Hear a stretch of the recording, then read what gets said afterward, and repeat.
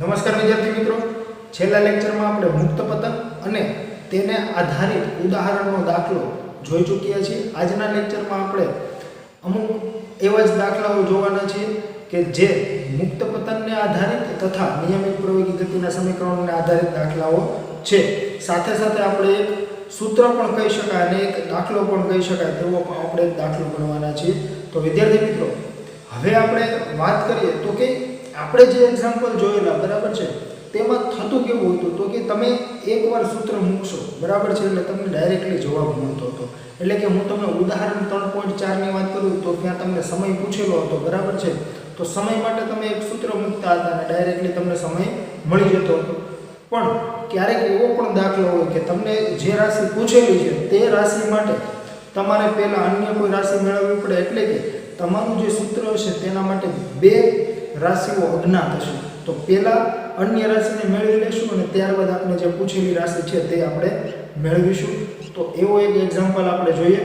તો તેમાં શું કીધેલું છે તો કે સ્થિર સ્થિતિમાંથી ગતિની શરૂઆત કરતી એક કાર અચળ પ્રવેગથી 20 સેકન્ડમાં 144 કિલોમીટર પ્રતિ કલાકનો વેગ પ્રાપ્ત કરે છે. તો તેણે કાપેલું અંતર કેટલું હશે? જો વિદ્યાર્થી મિત્રો તમે જોઈ શકો છો, અહીંયા તમને કીધું છે શું? સ્થિર સ્થિતિમાંથી ગતિની શરૂઆત કરતી કાર.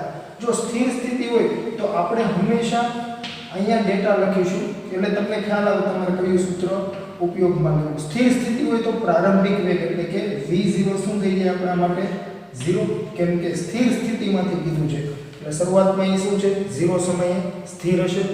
પછી તમને બીજું શું કીધું છે તો કે કાર અચળ પ્રવેગથી 20 સેકન્ડમાં 144 કિલોમીટર પ્રતિ કલાકનો વેગ પ્રાપ્ત કરે છે. તો તેણે કાપેલું અંતર કેટલું હશે? અચળ પ્રવેગથી એવું કીધું છે પણ પ્રવેગ આપેલો નથી, સમય આપેલો છે કેટલો? 20 સેકન્ડ. ત્યારબાદ શું કીધું છે? 144 કિલોમીટર પ્રતિ કલાકનો વેગ પ્રાપ્ત કરે છે એટલે અંતિમ વેગ કેટલો થઈ ગયો? 144 કિલોમીટર પ્રતિ કલાક. હવે જો આ મીટર પર સેકન્ડમાં છે, આ સેકન્ડમાં છે, આ કિલોમીટર પ્રતિ કલાકમાં છે, તો આને પણ આપણે મીટર પ્રતિ સેકન્ડમાં ફેરવી દઈશું. તો 144 ગુણ્યા જો આ કિલોમીટર છે ને એને તમે 1000 ભાગ્યા 3600 કરશો એટલે કે મીટર પર સેકન્ડ થઈ જાય. કિલોમીટર બરાબર કેટલા મીટર? તો કે 1000 મીટર અને 1 કલાક બરાબર 3600 સેકન્ડ. અથવા તો કે તમે અહીંયા 5 ભાગ્યા 18 કરી દો તો ચાલે. કેમ? તો કે મેં તમને અગાઉ કીધું હતું 0 0 0 0 કેન્સલ, 5 2 10 અને 18 2 36 બરાબર છે એટલે એવી રીતે પણ થઈ શકે. અને 18 8 144 એટલે 8 5 40 તો શું આવી જશે? 40 મીટર પર સેકન્ડ બરાબર છે. તો આપણે અંતિમ વેગ મળી ગયો. હવે જો તો તમારી પાસે આટલી વસ્તુ છે, ત્રણ રાશિ છે, v છે, t છે અને v0 છે. તમને પૂછ્યું છે શું? અંતર પૂછ્યું છે. અંતર માટે તો મારી પાસે અચળ પ્રવેગ કીધો છે ને એટલે અચળ પ્રવેગી અથવા નિયમિત પ્રવેગી ગતિ માટે આપણી પાસે બે સૂત્ર છે. એક તો d બરાબર v0t plus half at square. જો અહીંયા તમે d લખી શકો, s લખી શકો, x લખી શકો, y લખી શકો. મેં તમને કીધું તો સ્થાનાંતર તમે આ બધી સંજ્ઞા વડે દર્શાવી શકો બરાબર છે. ત્યારબાદની વાત કરીએ તો કે એક અન્ય છે v square minus v0 square is equals to 2ax બરાબર છે. તો આના પરથી પણ તમે મેળવી શકો તમે જે સૂત્ર મૂકો તે. પરંતુ બંને સૂત્રમાં જુઓ તો a જે છે એ તમારી પાસે છે નહીં બરાબર. તો તમને અહીંયા d મળશે નહીં અથવા તો કે x મળશે નહીં. તો તમારે શું કરવું પડે? પહેલા પ્રવેગ શોધવો પડશે અને પ્રવેગને પછી આ સૂત્ર મૂકી દઈએ. તો પ્રવેગ શોધવો હોય તો આપણી પાસે એક સૂત્ર છે જે ત્રીજું v બરાબર v0 પ્લસ at. જો t છે, v0 છે, v છે તો તમને પ્રવેગ મળી જશે. હવે પ્રવેગ જે મળી જશે એને આ બેમાં ગમે સૂત્રમાં મૂકી દો તમને જવાબ મળી જશે. એટલે કે કાપેલું અંતર કેટલું છે એ તમને ખબર પડી જશે બરાબર છે. જો વિદ્યાર્થી મિત્રો, તો આપણે હવે શું કરીશું તો કે અહીંયા લખાય v બરાબર v0 પ્લસ at પરથી અથવા નિયમિત પ્રવેગી ગતિના સમીકરણ પરથી તમે શું લખી શકો તો કે v ની વેલ્યુ કેટલી છે? 40 બરાબર v0 કેટલો છે તો કે 0, પ્રવેગ તો કે શોધવાનો છે t તો કે 20 બરાબર છે. તો તમે આવી રીતે એની વેલ્યુ મૂકી શકો. માટે a બરાબર શું થઈ જશે? જો તો 40 ભાગ્યા 20 એટલે શું મળી જશે 2 મીટર પર સેકન્ડ સ્ક્વેર પ્રવેગનો એકમ શું હોય મીટર પ્રતિ સેકન્ડ સ્ક્વેર અહીંયા 0 છે એટલે 20 અહીંયા છેદમાં આવી જશે એટલે 40 ભાગ્યા 20 એટલે 2 મળી જશે હવે જો તો કે હવે ડાયરેક્ટલી આપણે સૂત્ર મૂકી દઈએ આપણે એવું લખીએ d અંતર કીધું છે એટલે આપણે d લખીએ x ની જગ્યાએ બરાબર છે v0t plus half at square પરથી હવે જો તો ચારે ચાર રાશિ છે આપણી પાસે v0 છે t છે a છે બરાબર છે તો શું લખાશે તો કે v0 કેટલો છે 0 પ્લસ હાફ a કેટલો છે 2 અને t સ્ક્વેર એટલે 20 છે t તો 20 નો વર્ગ તો જો તો 2 2 કેન્સલ 20 નો વર્ગ કેટલો થાય 400 માટે d બરાબર 400 મીટર તમને આવી રીતે આન્સર મળી જશે બરાબર છે તો તમે એની ગણતરી કરી શકો તો વિદ્યાર્થી મિત્રો આના સિવાય જો મેં તમને શું કીધું તો તમે આ સૂત્રથી લખો અથવા આ સૂત્રથી પણ તમે મેળવી શકો મેં તમને એવું કીધું હતું ને તો જો તો એવી રીતે તમારે d જોતો હોય શું થઈ જાય તો કે તમારે d જોતો હોય તો અહીંયા 0 બરાબર છે d0 બરાબર શું મૂકીશું 0 અને v બરાબર 40 ઇઝ ઇક્વલ્સ ટુ અહીંયા a કેટલો છે 2 અને d માટે 40 નો વર્ગ કેટલો થશે 1600 અને આ છેદમાં 4 આવી જશે અહીંયા તો d માટે d બરાબર કેટલા આવશે તો કે 400 મીટર મેં કીધું તો તમે આ સૂત્રથી મેળવો અથવા આ સૂત્રથી પણ આ સૂત્રથી વધુ સરળ પડશે એટલે મેં એ સૂત્રથી મેળવેલું છે બરાબર છે એટલે તમે બેમાંથી ગમે તે સૂત્ર વાપરી શકો જરૂરી નથી કે મેં કહ્યું છે એ સૂત્રથી તમારે દાખલો ગણવો બરાબર છે તો બેમાંથી ગમે તે સૂત્ર મૂકી શકાય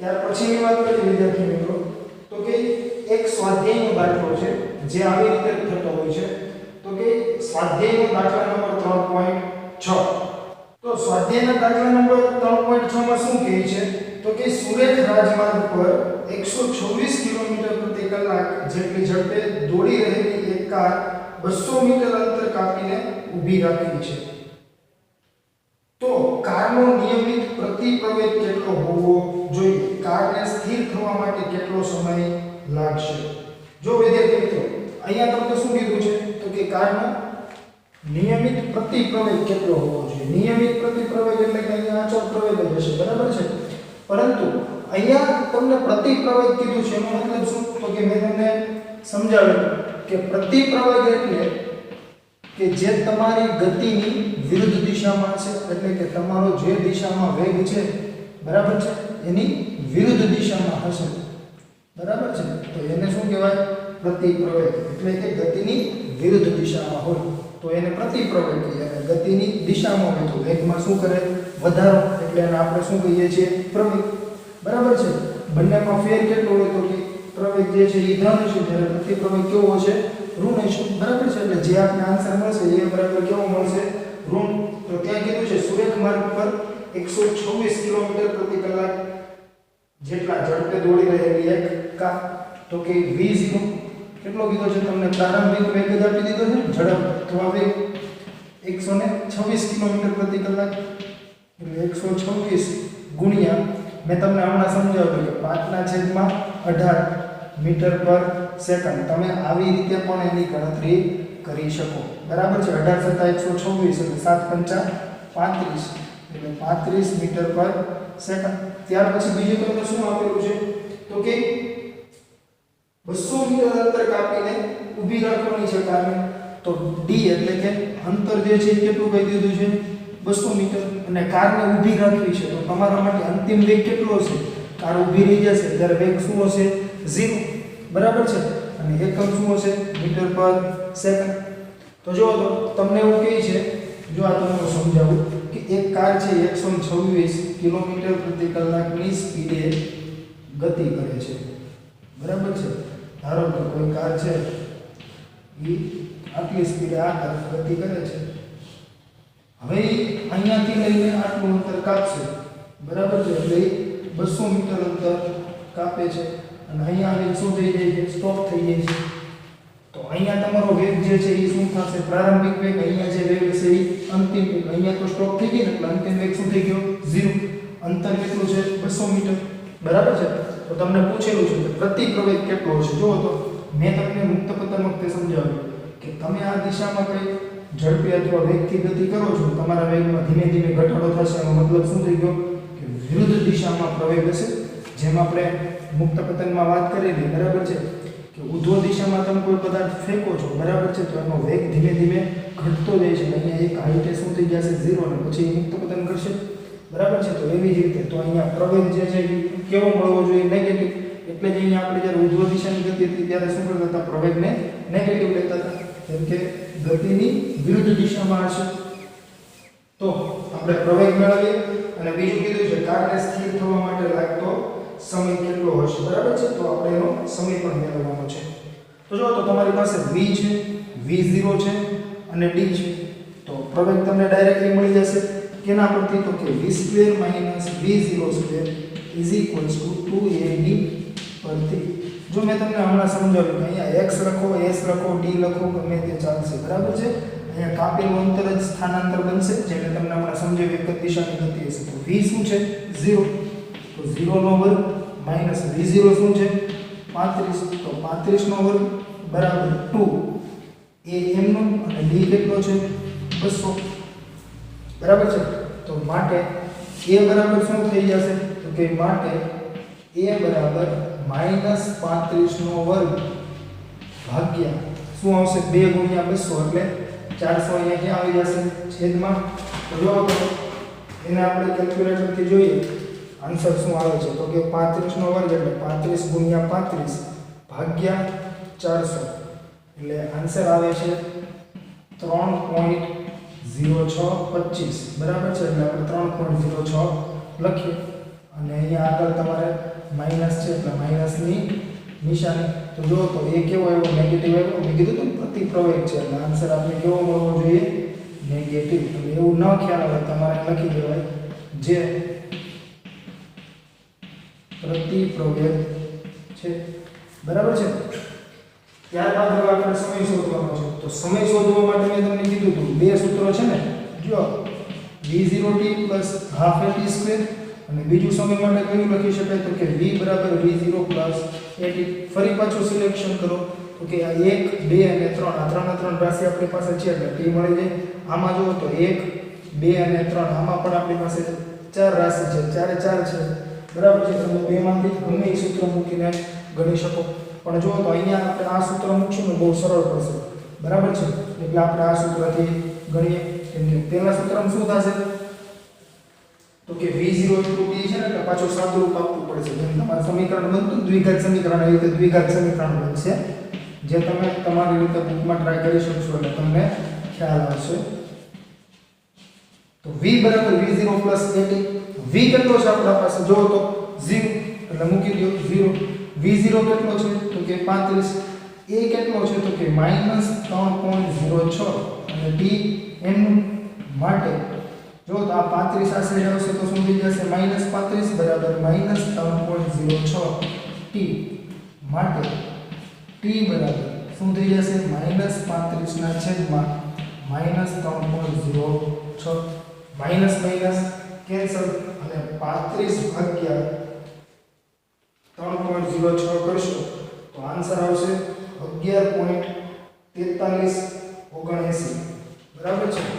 11.4379 એટલે 11.44 આવું તમે લખી શકો સેકન્ડ. આપણે આને રાઉન્ડ ઓફ કરેલા છે, બરાબર છે.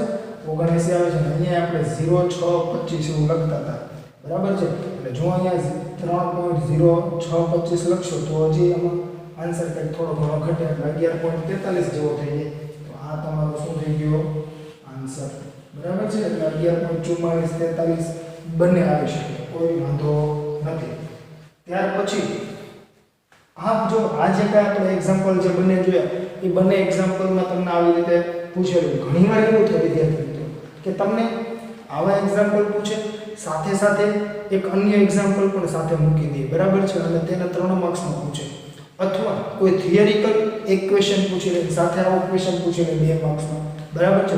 તો હવે આપણે એક એવો એક્ઝામ્પલ જોઈએ કે જે તમારા સ્વાધ્યાયમાં છે, જેમાં તમને 2 થિયરિકલ ક્વેશ્ચન અને 2 આવી રીતના ક્વેશ્ચન છે તો કે સ્વાધ્યાયનો દાખલા નંબર 3.10 તો સ્વાધ્યાયનો દાખલા નંબર 3.10 જે છે તેમાં તમને શું કીધું છે તો કે કોઈ એક ખેલાડી 29.4 મીટર પર સેકન્ડની પ્રારંભિક ઝડપથી એક દડાને ઉર્ધ્વ દિશામાં ફેંકે છે. હવે જો અહીંયા શું કહે છે તો કે પ્રારંભિક ઝડપ કેટલી છે 29.4 અને ઉર્ધ્વ દિશામાં ફેંકે છે. એ દડાની ઉર્ધ્વ દિશાની ગતિ દરમિયાન પ્રવેગની દિશા કઈ હશે. પછી બી માં શું પૂછ્યું છે તેની ગતિના મહત્તમ ઊંચાઈવાળા બિંદુએ દડાનો વેગ અને પ્રવેગ કેટલા હશે. સી માં તમને એવું પૂછ્યું છે કે દડાની મહત્તમ ઊંચાઈવાળા બિંદુએ સ્થાન x 0 મીટર અને t 0 સેકન્ડ તથા શિરોબિંદુ નીચે તરફની દિશાને x અક્ષની ધન દિશા તરીકે પસંદ કરો. આ પસંદગીના સંદર્ભે દડાની ઉર્ધ્વ દિશાની ગતિ અને અધો દિશાની ગતિ માટે સ્થાન વેગ અને પ્રવેગના ચિહ્નો દર્શાવો. અને ડી માં એવું કીધું છે દડો કેટલી મહત્તમ ઊંચાઈએ પહોંચશે અને કેટલા સમય બાદ ખેલાડીના હાથમાં પાછો આવશે. અને g 9.8 મીટર પર સેકન્ડ સ્ક્વેર અને વાયુનો અવરોધ અવગણીએ છીએ. તો જો અહીંયા તમને કહી દીધેલું છે કે વાયુનો અવરોધ અવગણીએ છીએ એટલે કે હવાનો અવરોધ અવગણીએ છીએ અને દડો તમે ઉપર ફેંકશો એટલે ફરી પાછો જ્યારે નીચે આવશે બરાબર છે. જે આપણે ઉદાહરણમાં દાખલા નંબર 3.4 જોયો તો એના જેમ જ્યારે દડો ફરી પાછો નીચે આવશે ત્યારે કઈ ગતિ કરશે તો કે ત્યારે એ મુક્ત પતન કરશે બરાબર છે.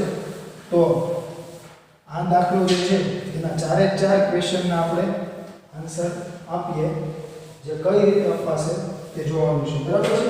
તો કે સ્વાધ્યાયનો દાખલા નંબર 3.10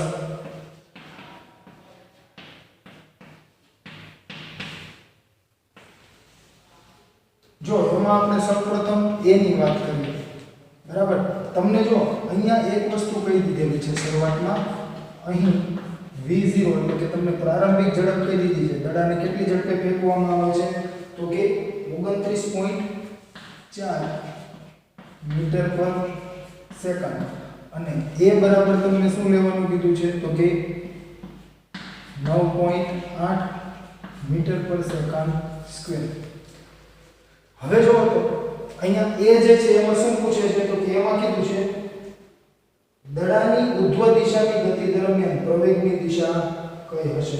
તો જો તો કિસ્સો એવો હતો કે આ જમીન છે, જમીન પરથી આપણે કોઈ દડાને ઉપર તરફ ફેંકીએ છીએ. તો મેં તમને સમજાવ્યું કે દડો જ્યારે આવી રીતે ઉપર તરફ જતો હશે બરાબર છે ત્યારે શું થતું હશે તો કે જમીનનો જે ભાગ છે એટલે કે આ પૃથ્વીની સપાટી જે છે બરાબર ત્યાંથી આપણે દડો ફેંકેલો છે તો પૃથ્વી શું કરશે ગુરુત્વાકર્ષણ બળ એના તરફ લગાડતી છે ને તો ગુરુત્વ બળ કઈ તરફ હશે નીચે તરફ અને હંમેશા કેવું હશે આમ સ્ટ્રેટ લાઈનમાં બરાબર સીધું જ લાગતું હશે. એટલે અહીંયા કહી શકાય તો કે અહીંયા તમે જે ક્વેશ્ચન પૂછ્યો ને દડો જે કહે છે બરાબર છે એની ઉર્ધ્વ દિશાની ગતિ દરમિયાન પ્રવેગની દિશા કઈ હશે. તો તમે અહીંયા લખી શકો દડો ગુરુત્વાકર્ષણ બળની અસર હેઠળ અથવા ગુરુત્વ બળની અસર હેઠળ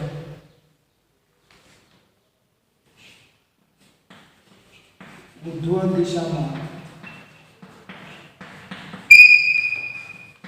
ગતિ કરતો હોવાથી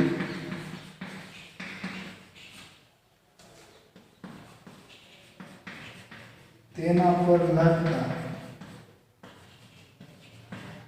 અથવા તેના પર લાગતો પ્રવેગ શિરોલંબ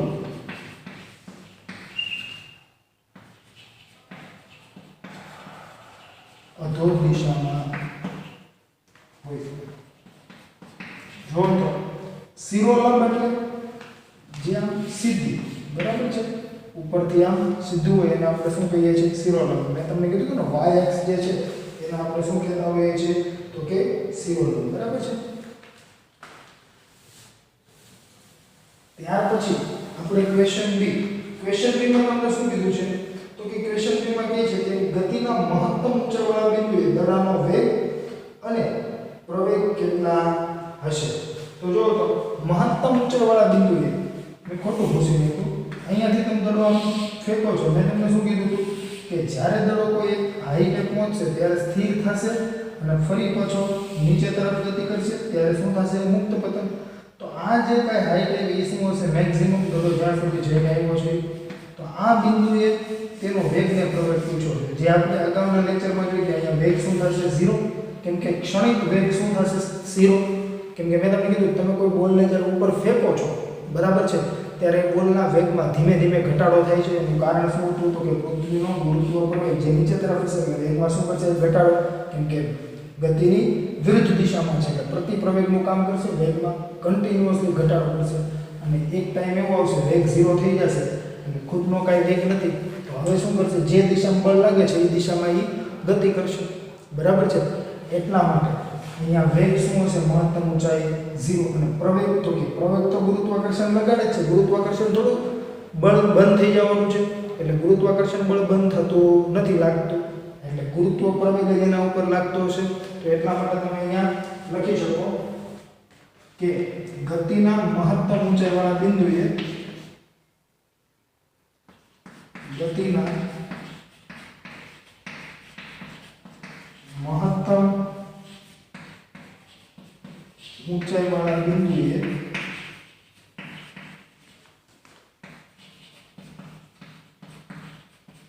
દડાનો વેગ 0 અને તેના પર લાગતો પ્રવેગ અથવા તમે ખાલી પ્રવેગ લખો તો પણ ચાલે પણ આપણે લખીએ તેના પર લાગતો પ્રવેગ કયો હશે તો કે તેના પર ગુરુત્વ પ્રવેગ લાગે છે ને ગુરુત્વાકર્ષણ બળને લીધે તેના પર લાગતો ગુરુત્વ પ્રવેગ બરાબર એ કેટલો હશે તો કે 9.8 મીટર પર સેકન્ડ સ્ક્વેર હશે પણ કઈ તરફ તો કે શિરોલંબ કઈ દિશામાં નીચે તરફ એટલે કે અધો દિશામાં બરાબર છે. મેં તમને કીધું હતું ઉપર તરફની ગતિને શું કહેતા હોય આપણે ઉર્ધ્વ દિશાની ગતિને, નીચે તરફની અધો દિશાની શિરોલંબ અધો દિશામાં બરાબર છે. તો અહીંયા શું લખીશું આપણે ગતિના મહત્તમ ઊંચાઈવાળા બિંદુએ દડાનો વેગ 0 અને તેના પર લાગતો ગુરુત્વ પ્રવેગ 9.8 મીટર પર સેકન્ડ સ્ક્વેર શિરોલંબ અધો દિશામાં હોય. ત્યાર પછીની વાત કરીએ તો કે તમને સી માં કીધું છે દડાની મહત્તમ ઊંચાઈવાળા બિંદુએ સ્થાન x 0 મીટર અને t 0 સેકન્ડ તથા શિરોલંબ નીચે તરફની દિશાને x અક્ષની ધન દિશા તરીકે પસંદ કરો. આ પસંદગીના સંદર્ભે દડાની ઉર્ધ્વ દિશાની ગતિ અને અધો દિશાની ગતિ માટે સ્થાન વેગ અને પ્રવેગના ચિહ્નો દર્શાવો. જો તો હવે તમને હું શું કીધું એમાં તો કે તમારે ચિહ્ન દર્શાવવાના છે કે જ્યારે દડો ઉપર તરફ ગતિ કરતો હશે અને નીચે તરફ આવશે ત્યારે બંને માટે બરાબર છે. એટલે કે સ્થાન ધન હશે, ઋણ હશે, શૂન્ય હશે અથવા વેગ પ્રવેગ બરાબર છે એના માટે. તો અહીંયા સી માટે આપણે પહેલા તો એ લખવું પડે તમને જે આપેલું છે તે તમને ત્યાં શું આપેલું છે તો એવું કીધું છે ને કે મહત્તમ ઊંચાઈવાળા જે સ્થાન છે તો એના માટે લખાય જો મહત્તમ ઊંચાઈ ત્યાં કે છે વાળા બિંદુએ સ્થાન x 0 વાળા બિંદુએ x 0 બરાબર છે. પછી શું કહે છે અને t 0 અને સાથે સાથે જે જો ત્રીજી વસ્તુ તમને એવું કીધું છે કે નીચે તરફની જે દિશા છે બરાબર છે એને આપણે શું પસંદ કરવાની છે તો કે ધન દિશા બરાબર છે અને નીચે તરફની દિશાને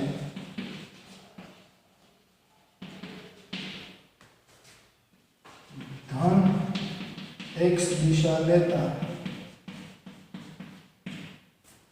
તો વિદ્યાર્થી મિત્રો હવે જો તો અહીંયા આપણે લખી દીધું જેવું કીધું છે એવું છે મહત્તમ ઊંચાઈવાળા બિંદુએ x 0 અને t 0 અને નીચે તરફની દિશાને ધન x દિશા લેતા અથવા તો અહીંયાથી આપણે કાઢી નાખો તો ચાલશે. અહીંયા આપણે અલ્પવિરામ લખી દઈએ જેને લખી નાખ્યું તો એમનું રહેવા દે કોઈ પ્રોબ્લેમ નથી.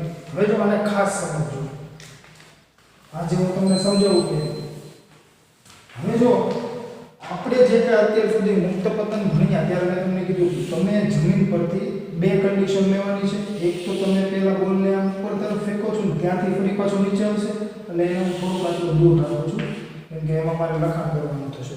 હવે જો ખાસ સમજો આપણે ત્યારે શું કરતા હતા તો કે આ મહત્તમ ઊંચાઈવાળું બિંદુ હતું ને જ્યાંથી બોલ ફરી પાછો રિટર્ન આવતો હતો વેગ શું થઈ જતો હોય ત્યાં 0 બરાબર છે અને અહીંયા પ્રારંભિક વેગ એના માટે 0 બને મુક્ત પતન કરતો હતો ત્યારે મેં તમને કીધેલું કે જે બિંદુએથી મુક્ત પતન કરે તેની નીચે તરફની દિશાને આપણે ઋણ y દિશા લઈશું અને ઉપર તરફની દિશાને ધન y પરંતુ અહીંયા જો કન્ડિશન એવી આવી કે એને કહી દીધું છે કે ધન x લ્યો તો શું થાય તો કે જે કાંઈ નિશાની છે ને બધી ઉલટાઈ જાય હું તમને એમ કહેતો કે અહીંયાથી તમે નીચે આવો તો પ્રવેગ ઋણ મળે બરાબર છે સ્થાને ઋણ થાય વેગ ઋણ થાય તો જો તો હવે અહીંયા બધું આ કિસ્સા માટે શું થઈ જાય ધન અને એવી જ રીતે અહીંયાથી તમે ઉપર જાઓ છો તો સ્થાન ધન વેગ ઋણ પ્રવેગ ધન શું કરવા તો કે જો તમે આને આ તરફની દિશાને ધન દિશા કહો છો જો ખાસ સમજો તમને એવું કીધું ને કે આ હાઈટથી નીચે તરફ ધન એટલે એનો મતલબ શું થઈ ગયા 1 2 3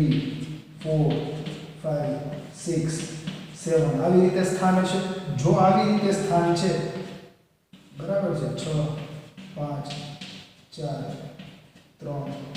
3 2 1 તો જો તો આમ ગતિ કરો બંને માટે સ્થાન કેવા એવા ધન એવા એટલે ચોખ્ખી જ વાત થઈ ગઈ x બે માટે કેવો મળશે ધન અહીંયા x ધન અને અહીંયા પણ x કેવો હશે ધન હવે જો તો તમે આમ ગતિ કરો છો ત્યારે વેગ કેવો હશે એટલે કે v જ્યારે તમે આ તરફ ઉર્ધ્વ દિશામાં ગતિ કરો છો ને ત્યારે વેગ ઋણ આવશે શું કરવા વેગ કેવો મળશે ઋણ કે ચેક કરો તો સ્થાન x1 બનશે આવડો તમારું તો x2 ક્યારે હોય પછીના સમયે જશે ને આને x2 લઈ શકો આને લઈ શકો આને લઈ શકો ગમે એને x2 લેતો તો x1 કરતા x2 કેવો છે નાનો છે એટલે x2 is less than x1 એટલે વેગ કેવો મળશે ઋણ જે આપણે જોઈ ચૂક્યા છીએ કેમ કે x2 x1 છેદમાં t2 t1 તો 3 6 એટલે -3 લેવાનો તો વેગ કેવો આવશે ઋણ હવે પ્રવેગ કેવો મળશે તો કે પ્રવેગ તમને અહીંયા મળશે ધન શું કરવા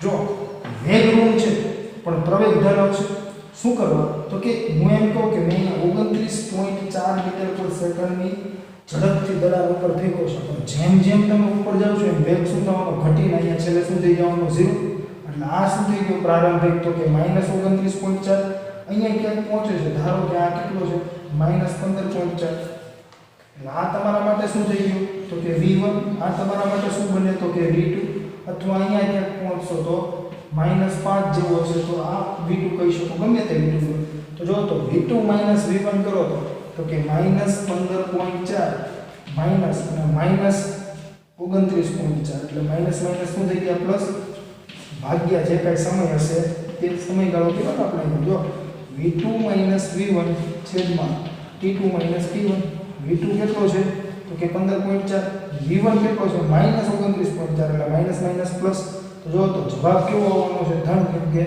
આ ધન છે બરાબર છે તો એટલા માટે અહીંયા પ્રવેગ કેવો હશે ધન અહીંયા જો તો તમે આ તરફ આવો છો બરાબર છે તો સ્થાન ધન હવે જો તો સ્થાન ધન છે તો પ્રારંભિક સ્થાન આને લો કે આને લો ગમે તે લઈ લો બરાબર આ x1 છે તો પછી જો તો x2 તો બધા કેવા છે મોટા છે ને તો x2 is greater than x1 થઈ ગયા તો વેગ કેવો છે ધન હવે જો તો વેગ ધન છે અને તમે એ જાણો છો કે અહીંયા મુક્ત પતન થાય છે તો પ્રારંભિક વેગ શું ગણાય 0 અને ધીમે ધીમે જેમ નીચે આવશે ગુરુત્વાકર્ષણ બળ નીચે તરફ જતું ને તો એ વેગમાં શું કરે છે કન્ટિન્યુઅસલી વધારો મેં તમને કીધું હતું તમે 5મા માળની બિલ્ડિંગ પરથી દડાને મુક્ત કરી દો તો શું થશે ધીમે ધીમે એના વેગમાં વધારો થશે એટલે અહીંયા v0 છે બરાબર છે તો અહીંયા તમે ક્યાંક વેગ લેવા જશો અહીંયા આપણે v1 કહીએ તો v1 બરાબર 0 અહીંયા ક્યાંક વેગ લેવા જઈએ તો v2 બરાબર કાંઈક તો મળતો છે 10 15 20 5 તો જો તો v2 is greater than v1 તો ડેલ્ટા v કેવો આવશે ધન તો પ્રવેગ કેવો મળશે ધન સમજાયું વિદ્યાર્થી મિત્રો તો અહીંયા આપણે જે કન્ડિશન છે એ આપી દીધેલી છે એટલા માટે આપણે આવી રીતે વિચારવું પડશે બરાબર તો ઉર્ધ્વ દિશાની ગતિ માટે શું થઈ જશે સ્થાન ધન વેગ ઋણ પ્રવેગ ધન અને અધો દિશાની ગતિ માટે બધું જ ધન જે કઈ રીતે આવે એ આપણે સમજ્યા તો અહીંયા લખાશે તમને જો એવું પૂછ્યું છે ચિહ્ન દર્શાવો બરાબર છે તો અહીંયા આપણે લખશું ઉર્ધ્વ દિશાની ગતિ માટે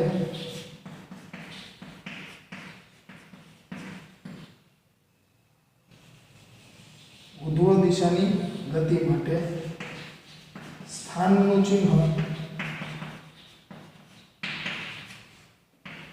કેવું આવશે તો કે ધન જો આને તમે પ્લસ લખી શકો અથવા આવી રીતે પણ લખી શકો ધન, બરાબર છે. પછી વેગનું ચિહ્ન, વેગ કેવો છે ઋણ, અહીંયા આપણે લખીશું ઋણ. પછી પ્રવેગનું ચિહ્ન,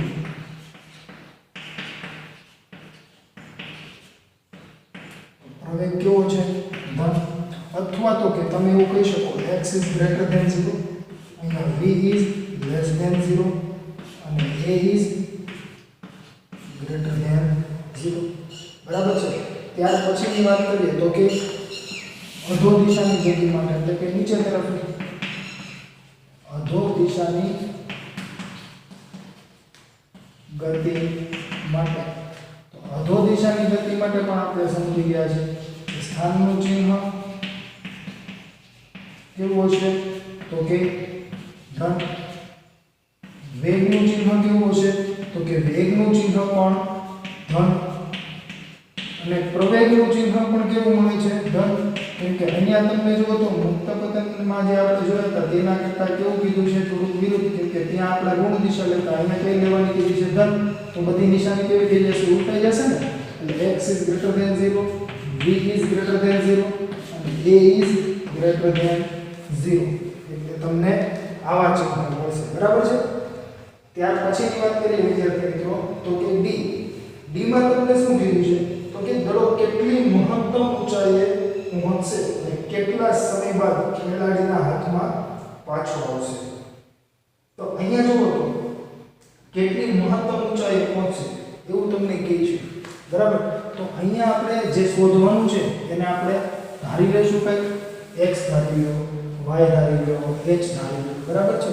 જે ધારવું હોય તે, અથવા d ધારી લો.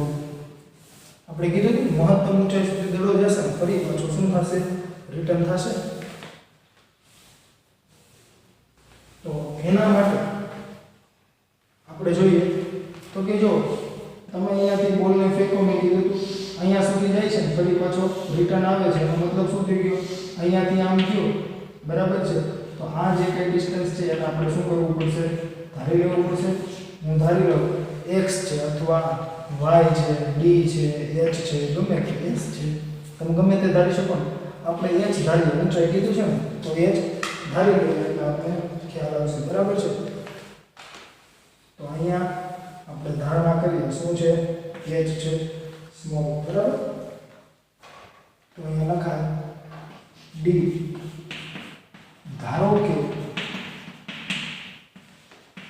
મહત્તમ ઊંચાઈ શું છે તો કે h છે. હવે જો તો વિદ્યાર્થી મિત્રો મહત્તમ ઊંચાઈ h છે. તમને અહીંયા કહી દીધું હતું v0 બરાબર કેટલો છે 29.4 મીટર પર સેકન્ડ, બરાબર છે. અને a શું હશે તો કે 9.8, પણ કેવા લેવાશે -9.8 મીટર પર સેકન્ડ સ્ક્વેર. મેં અહીંયા એટલે લખેલા કે જ્યારે આપણે અહીંયા પહોંચીએ ત્યારે આપણે એ ખ્યાલ આવે, બરાબર છે. શરૂઆતમાં આપેલા કે a બરાબર 9.8 મીટર પર સેકન્ડ સ્ક્વેર. પછી એ તો આપણે પ્લસ માઇનસ ક્યારે કેવો લેવો એ તો જેવી કન્ડિશન. કેમ કે અહીંયા મેં માઇનસ લીધા એનું કારણ શું છે દડો જો તમે ઉપર ફેંકો છો ત્યારે શું થશે પ્રવેગ કઈ તરફ હશે વિરુદ્ધ દિશામાં, એટલે કેવો આવશે ઋણ. હવે જો તો તમારી પાસે v0 છે a છે, અંતિમ શું હોય v બરાબર 0 ને. કેમ કે મહત્તમ ઊંચાઈઓ જાય છે, મહત્તમ ઊંચાઈ જાય તો અહીંયા તમે કંઈક પ્રારંભિક વેગ તો તમને કીધું હતું 29.4 મીટર પર સેકન્ડની ઝડપે તમે ફેંકો છો, જ્યારે મહત્તમ ઊંચાઈ પહોંચશે ત્યારે v બરાબર શું હોય 0, અને ફરી પાછું ત્યાંથી રિટર્ન આવે તો આપણે આવું લખી દીધું અંતિમ વેગ બરાબર 0 મીટર પર સેકન્ડ. હવે આપણી પાસે સૂત્ર છે v² - v02 =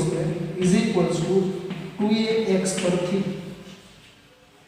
જો તો a છે v0 છે ને v છે તો તમને ડાયરેક્ટલી x મળી જશે. આપણા માટે x એટલે કે જે અંતર હતું સ્થાનાંતર એ શું થશે આપણા માટે તો h થશે. તો ત્યાં આપણે h મૂકી દઈશું. તો v બરાબર શું છે 0. v0 બરાબર કેટલા છે તો કે 29.4 એનો વર્ગ બરાબર 2. a કેટલો છે -9.8 અને આ h એમનું, બરાબર છે. હવે એનું સાદું રૂપ આપવું હોય તો શું થઈ જશે તો કે જો આ 2 × 9.8 એટલે 19.6 યાના છેદમાં આવતું રહેશે. આ માઈનસ ના પણ માઈનસ, એટલે માઈનસ માઈનસ તો કેન્સલ થઈ જવાના છે. તો આપણે અહીંયા લખીએ h બરાબર માઇનસ 29.4 નો વર્ગ ભાગ્યા માઇનસ 19.6. તો જોઈએ આપણે આન્સર શું આવે છે. તો 29.4 ગુણ્યા 29.4 ભાગ્યા 19.6, તો આન્સર આવે છે 44.1 મીટર. એટલે જો તો ઊંચાઈ કેટલી છે, મહત્તમ ઊંચાઈ તો કે 44.1 મીટર. આ થઈ ગયો આપણો પહેલો આન્સર. જો તો આ તો જે પહેલો જ આન્સર થયો. તમને જે બીજું પૂછ્યું છે ત્યાં શું પૂછ્યું હતું તો કે દડો કેટલી મહત્તમ ઊંચાઈ પહોંચે મળી ગઈ h. પછી કહે છે કેટલા સમય બાદ ખેલાડીના હાથમાં પાછો આવશે. બરાબર છે. કેટલા સમય બાદ ખેલાડીના હાથમાં પાછો આવે તો કે જો અહીંયાથી તમે દડો ફેંકો છો, બરાબર છે, તો આ જવાનો સમય પ્લસ ત્યાંથી રિટર્ન આવવાનો સમય, બરાબર છે, એટલે આ બંને સમય સમાન હશે. તો આ ખાસ સમજો, અહીંયા જેટલો સમય જતા લાગશે એટલો જ સમય આવતા લાગશે. શું કરવા તો કે તમે અહીંયા હવાનો અવરોધ અવગણેલ છે, બરાબર છે, એટલે ફરી પાછું શું કરશે, મુક્ત પતન જો જાય છે ત્યારે વેગ ઘટીને 0 શું કરવા જાય છે તો કે ગુરુત્વાકર્ષણ બળને લીધે. ફરી પાછું ત્યાંથી નીચે આવે એનું કારણ શું છે, ગુરુત્વાકર્ષણ બળ. બીજું કોઈ પરિબળ તો છે જ નહીં જતી વખતે ને આવતી વખતે. તો જેટલો જવા માટે સમય લાગ્યો હશે એટલો જ સમય આવવા માટે લાગશે, બરાબર છે. તો આપણે એક કામ કરાય, ખાલી જવાનો સમય શોધી લેવો, બરાબર છે, એટલો જ સમય આવવા માટે છે એવું કહી દઈશું. પરંતુ જો તમને એવું થાય કે સર તમે 3.4 માં કેમ એવું નહોતું કહ્યું, તો કે ત્યાં જો એક ઊંચાઈથી જતો હતો ફરી પાછો આવતો હતો ને એમાં અંતર વધુ હતું. જો સમાન અંતર કાપવાનું હોય, બરાબર છે, કે આટલું જ હોત ને તો તમે ત્યાં કહી શકો કે t1 જેટલો છે ને એટલો t2, એટલે તમે ત્યાં એવું કીધેલું નહીં. શું કરવા, કેમ કે ત્યાં જે રિટર્ન થવાનું હતું એ અંતર વધુ હતું, કેમ કે અહીંયા તમે મકાનની ટોચ પરથી એને ફેંકતા હતા, બરાબર છે. તો એટલા માટે તો અહીંયા આપણે સમય શોધી લઈએ. કોઈ પણ જવાવાળો કિસ્સો લ્યો અથવા આવવાવાળો કિસ્સો લ્યો, બેમાંથી એક કિસ્સા તરીકે જોઈએ તો કે હવે v બરાબર v0 પ્લસ at પરથી મહત્તમ ઊંચાઈએ પહોંચવા માટે લાગતો સમય t હોય તો હવે જો તો v શું થઈ જશે, મહત્તમ ઊંચાઈ 0 આપણે કીધું ને, આપણે જો એની જ કન્ડિશન લીધી એટલે આપણી પાસે બધી વેલ્યુ છે, બરાબર, એટલે તમારો પ્રોબ્લેમ થાય નહીં. v0 બરાબર 29.4, a બરાબર -9.8 અને t એમ, બરાબર. મેં અહીંયા જો લખ્યું મહત્તમ ઊંચાઈ પહોંચવા માટે લાગતો સમય t હોય તો, અને અહીંયા v શું થઈ જશે 0, v0 29.4 એ આપણે સમજાતા, અને એ -9.8 માટે 9.8t બરાબર 29.4 માટે t બરાબર 29.4 ભાગ્યા 9.8 બરાબર આન્સર આવશે 3 સેકન્ડ. શું કરવા તો કે 9.8 ગુણ્યા 3 કરો એટલે 29.4 મળશે. આપણે જોયું હતું મુક્ત પતનના ગ્રાફ ડ્રો કરતા ત્યારે 9.8 19.6 29.4 39.2 અને 49, બરાબર. તો એટલા માટે પછી જો તો તમને શું પૂછ્યું હતું ત્યાં, તો તમે એ વાંચો ટેક્સ્ટબુકમાં ખ્યાલ આવશે. ત્યાં એવું કીધું હતું કે કેટલા સમય બાદ ખેલાડીના હાથમાં પાછો આવશે, બરાબર છે. તો ખેલાડીના હાથમાં દડાને આવતો ખેલાડીના હાથમાં દડાને પાછો આવતા લાગતો સમય કેટલો હોય તો કે મેં કીધું હતું જેટલો સમય જતા લાગશે એટલો સમય આવતા લાગશે. તો આ 3 સેકન્ડ કીધા હતા, આ પણ 3, એટલે 3 ને 3 કેટલા થઈ જાય 6 સેકન્ડ. તો એના માટે આપણે એક સ્ટેટમેન્ટ લખવું પડશે.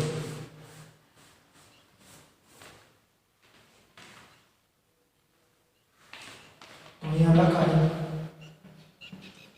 દડાને મહત્તમ ઊંચાઈએ પહોંચવા લાગતો સમય અને મહત્તમ ઊંચાઈએથી ખેલાડીના હાથમાં આવવા અથવા આવતા ખેલાડીના હાથમાં આવતા લાગતો સમય સમાન હોય. બરાબર છે. તો જો તો એના માટે હવે હું અહીંયા સ્ટેટમેન્ટ લખી દઉં છું. બરાબર છે. તેથી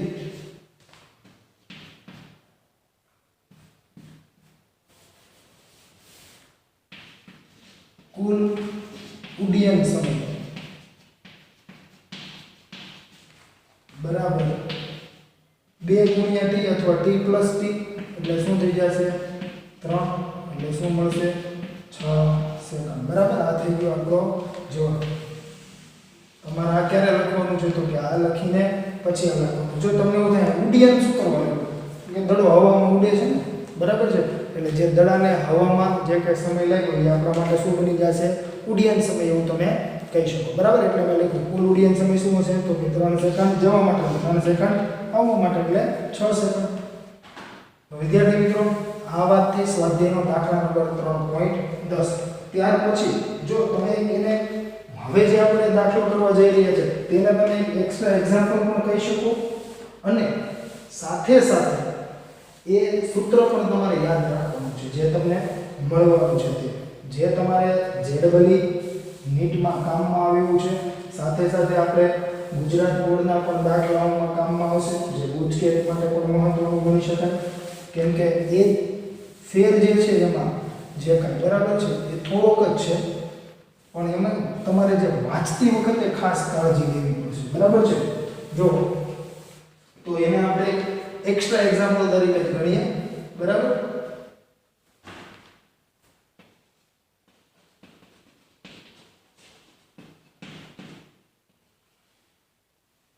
જો એમાં શું કહે છે તો કે એક કણ v0 જેટલા પ્રારંભિક વેગથી સુરેખ પથ પર અચળ પ્રવેગી ગતિ કરે છે.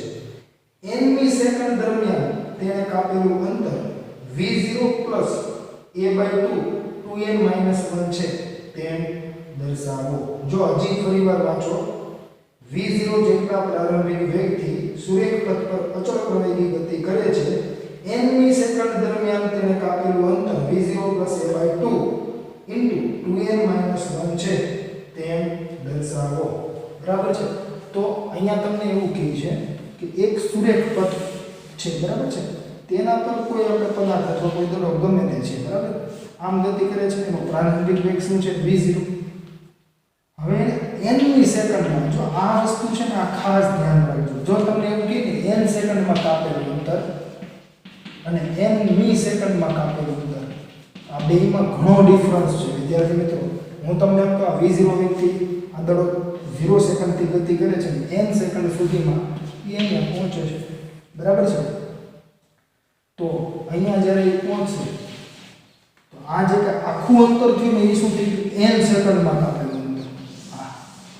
પણ nમી સેકન્ડમાં કાપેલું અંતર એટલે તો તમારે જોવું પડે કઈ રીતે તો કે જો હું તમને સમજાવું 1 2 3 4 5 6 આપણે આટલામાં સમજીએ. બરાબર. હું તમને એમ કહું તો કે 6 સેકન્ડમાં કાપેલું અંતર તો કે આટલું. 6ઠી સેકન્ડમાં કાપેલું અંતર તો કે આટલું. એમ કે તો 5 સેકન્ડમાં કાપેલું અંતર તો કે આટલું. 5મી સેકન્ડમાં તો કે આટલું.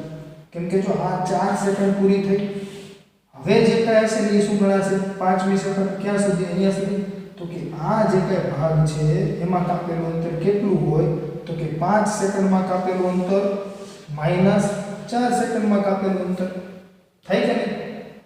હવે જો તમને એમ કહું અહીંયા 0 1 2 3 4 5 6 અને 7 આપણે ફરી એકવાર સમજીએ. અહીંયા તમને વળી બધું ભેગું થઈ ગયું. હું એમ કહું 6 સેકન્ડમાં કાપેલું અંતર તો કેટલું હશે તો કે આખું બધું. 6ઠી સેકન્ડમાં કાપેલું અંતર તો કે આટલું જ. કેમ તો કે 6ઠી સેકન્ડની શરૂઆત ક્યાંથી થઈ 5 પૂરી થઈ ત્યાંથી ને. બરાબર. એટલે 6ઠી સેકન્ડ તો ક્યાં સુધી ગણાય અહીંયા સુધી. પછી તો 7મી ચાલુ થઈ જવાની. તો 6ઠી સેકન્ડમાં કાપેલું અંતર એટલે કે આટલું જ થયું. તો આ અંતર તમને કઈ રીતે મળે છે 6ઠી સેકન્ડમાં કાપેલું અંતર. બરાબર છે. તો એ તમારે જો શોધવું હોય તો શું કરવું પડે તો કે 6 સેકન્ડમાં કાપેલું અંતર માઈનસ શું કરી દેવાનું 5 સેકન્ડમાં કાપેલું અંતર તો તમને આટલું અંતર અંતર મળે કે ના મળે? બરાબર છે. એટલે તમને જો અહીંયા શું કીધું છે n મી સેકન્ડમાં કાપેલું અંતર, તો n ની આગળ શું હશે? જો તો અહીંયા 5 છે તો 5 ની આગળ શું હોય? 4 ઓછા 1 ને, એટલે n - 1. તો અહીંયા હું તમને એમ કહું છું કે 6 સેકન્ડમાં કાપેલું અંતર -5 સેકન્ડમાં કાપેલું અંતર એટલે 6 સેકન્ડમાં કાપેલું અંતર. કેમ કે 5 લીધા ને તમે, તો અહીંયા શું લેવાય? તો કે n સેકન્ડમાં કાપેલું અંતર માઈનસ n - 1 માં કાપેલું અંતર, એટલે તમને આ અંતર મળી જશે. તફાવત જો આ x હોય, બરાબર છે, અને આ x0 હોય, તો આ કેટલું હોય? x - x0, બરાબર છે. એટલે તમને જે સૂત્ર પૂછ્યું છે, બરાબર છે, એ સૂત્ર તમને મળી જાય. તો એના માટે શું લખાય? તો કે સોલ્યુશનમાં લખાય n મી સેકન્ડમાં કાપેલું અંતર, n મી સેકન્ડમાં કાપેલું અંતર બરાબર n સેકન્ડમાં કાપેલ અંતર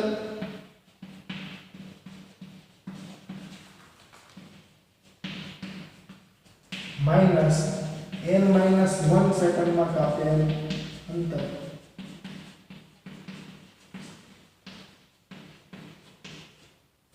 બરાબર છે, જેના પરથી તમે મેળવી શકો. તો જુઓ તો વિદ્યાર્થી મિત્રો, હવે n સેકન્ડમાં કાપેલું અંતર હોય એનું સૂત્ર શું લખી શકાય? હવે એ સમજીએ. જો તો આપણે t સેકન્ડમાં કાપેલું અંતર હમણાં શોધતા હતા, બરાબર છે. તો એના માટે નિયમિત પ્રવેગીનું શું હતું સૂત્ર? એટલે કે અચળ પ્રવેગી ગતિનું, તો કે d બરાબર v0t plus half at square. ને હું તમને પૂછતો કે 20 સેકન્ડમાં કાપેલું અંતર, તો તમે શું લેતા હતા? t ની જગ્યાએ શું મૂકતા હતા? 20. તો n મી સેકન્ડમાં અથવા સોરી n સેકન્ડમાં કાપેલ અંતર કીધું છે, તો અહીંયા t ની જગ્યાએ શું લખાય? n લખાય. અહીંયા પણ આપણે શું લખી દઈશું? n. તો જ્યારે n - 1 સેકન્ડમાં પૂછે તો t ની જગ્યાએ શું લખવાનું? n - 1. અહીંયા પણ શું લખાશે? n - 1. 10 સેકન્ડમાં પૂછતા તો આપણે શું લખતા? 10. અહીંયા શું કીધું છે? n, તો અહીંયા n મૂકશું. અને ઓલામાં શું છે? n - 1, તો એમાં શું મૂકી દઈશું? આ સૂત્રમાં n - 1, બરાબર છે. તો આનું સૂત્ર શું થઈ જાય? v0n plus half a n square. આના માટે શું બનશે? તો કે v0 n - 1 plus half a n - 1 નો સ્ક્વેર. એટલે તમને શું મળી જશે? n મી સેકન્ડમાં કાપેલ અંતર. હવે જો તો n મી સેકન્ડમાં કાપેલ અંતરને આપણે ધારી લઈએ ગમે એક સંજ્ઞા દ્વારા. તો અંતરને આપણે ધારી શકીએ s દ્વારા, d દ્વારા, x દ્વારા, y દ્વારા, જે મેં તમને કીધેલું, બરાબર છે. તો આપણે d વડે તો ઘણીવાર લખેલું છે, x વડે લખેલું, y વડે લખેલું, s વડે નથી લખેલું. તો આપણે આ વખતે શું કરીએ? તો કે આને ધારી લઈએ. આ શું છે? s n, સ્મોલ s અને આ n. એનો મતલબ શું થયો? n મી સેકન્ડમાં કાપેલ અંતર. તો અહીંયા જો તો n સેકન્ડમાં કાપેલ અંતર કેટલું આવશે? તો કે v0t plus half at square. એમાં t ની જગ્યાએ શું લખવાનું? n. તો કે v0n plus half an square minus અહીંયા શું થઈ જશે? તો કે v0n ની જગ્યાએ શું લખશું? હવે n - 1, કેમ કે અહીંયા n - 1 સેકન્ડમાં કાપેલ અંતર છે, અને પ્લસ હાફ a n - 1 નો વર્ગ, બરાબર છે, બ્રેકેટ ઓર. હવે જો તો તમારે માત્ર ને માત્ર આનું સાદુરૂપ આપવાનું છે, એટલે તમને આન્સર મળી જશે. તો જો તો આને આપણે બ્રેકેટમાંથી મુક્ત કરી દઈએ, એટલે કે બ્રેકેટ છોડી દઈએ, કઈ ફેર પડવાનો નથી. હવે જો તો અહીંયા શું મળશે? તો કે v0n માઈનસ v0 છે એને ગુણાકાર કરી દઈએ એટલે બ્રેકેટ છૂટી જાય, પ્લસ હાફ m નું am. જો તો a માઈનસ b આખાના વર્ગ જેવું છે, n - 1 નો વર્ગ, એટલે તો a નો વર્ગ માઈનસ 2ab પ્લસ b નો વર્ગ. આ તમે ભણી ચૂક્યા છો, બરાબર છે. તો અંદર શું લખાશે? a નો વર્ગ એટલે n નો વર્ગ માઈનસ 2, a એટલે n અને b એટલે 1, એટલે 2n પ્લસ b નો વર્ગ એટલે કે 1 નો વર્ગ 1. તો તમને એવું મળ્યું. એના બરાબર તો કે v0n નું plus half an square minus v0n minus v0 plus, હવે જો આને બ્રેકેટ છોડી દો એટલે આની સાથે ગુણાકારમાં આવશે, તો કે હાફ an સ્ક્વેર, બરાબર છે. આ શું છે? n. પછી લાંબુ પદ થઈ જશે કે છે ઈટા છે, કેમિસ્ટ્રી ભણાઈ ગયું હોય ને તો ઈટા લાગે, તો an સ્ક્વેર. પછી જો તો પ્લસ માઈનસ માઈનસ બે કેન્સલ, તો શું આવશે?